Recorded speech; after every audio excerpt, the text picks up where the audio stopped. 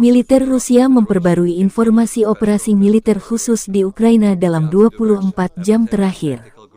Juru bicara militer Rusia Letnan Jenderal Igor Konashenkov tanggal 6 November merilis operasional taktis dan penerbangan angkatan darat, pasukan rudal dan artileri Federasi Rusia menetralisir satu pos komando Brigade Infanteri Mekanis ke-72 Angkatan Bersenjata Ukraina dekat Prechistovka, Republik Rakyat Donetsk, serta 67 unit artileri di posisi tembak, tenaga kerja, dan perangkat keras mereka di 184 area.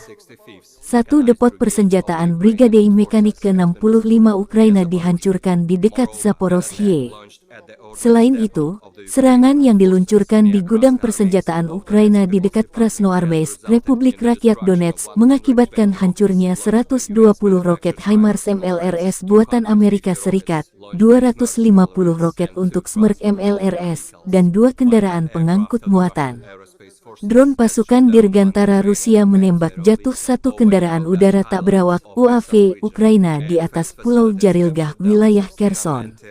Letjen Igor juga menyebut fasilitas pertahanan udara menembak jatuh 16 drone di dekat Plodovoye, Vishnevoye, Elvovo, Persotravnevoye, Ishenka, Bruskinskoye, Novaya Kakvoka, wilayah Kherson. 8 roket, termasuk 6 yang diluncurkan oleh HIMARS MLRS buatan Amerika Serikat, dicegat di dekat Antonovka, wilayah Kherson dan Donetsk. 2 roket yang diluncurkan oleh HMLRS di dekat Antonovka, wilayah Kherson, serta 1 anti-HAR, buatan Amerika, 1 rudal radiasi dekat Novaya Kakhovka, wilayah Kherson, juga dicegat. Selain itu, 1 rudal balistik Tokau Ukraina ditembak jatuh di dekat Kuzemovka, Republik Rakyat Lugan. Secara total, Kemenhan Rusia melansir 331 pesawat terbang dan 169 helikopter, 2.452 kendaraan udara tak berawak, 386 sistem rudal pertahanan udara Ukraina dieliminir sejak awal operasi. Juga 6.398 tank dan kendaraan tempur lapis baja lainnya, 883 kendaraan tempur yang dilengkapi dengan MLRS, 3.560 meriam dan mortir artileri lapangan. Termasuk 7.086 unit militer khusus dihancurkan selama operasi militer khusus. Letjen Igor juga memperbarui upaya rezim Kiev melanjutkan provokasinya yang bertujuan menciptakan kemungkinan bencana teknologi di pembangkit listrik tenaga nuklir Zaporozhye. Selama 24 jam terakhir, unit artileri Angkatan Bersenjata Ukraina meluncurkan 15 proyektil kaliber besar di Energodar dan wilayah yang berdekatan dengan pembangkit listrik tenaga nuklir. Penembakan dilakukan dari area yang dikontrol Ukraina di Vysetarasovka dan Kapulovka, wilayah Dnepropetrovsk.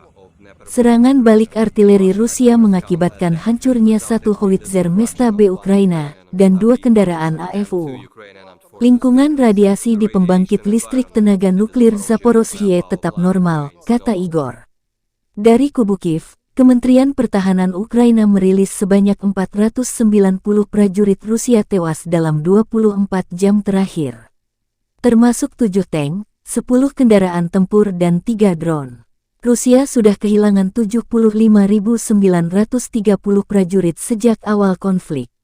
Presiden Ukraina Volodymyr Zelensky bersumpah mengusir Rusia dari Ukraina.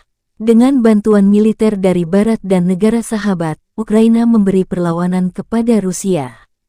Dari Amerika Serikat dilaporkan, Washington Post menulis pemerintahan Presiden Joe Biden secara pribadi mendesak Presiden Ukraina Volodymyr Zelensky untuk negosiasi perdamaian dengan Rusia.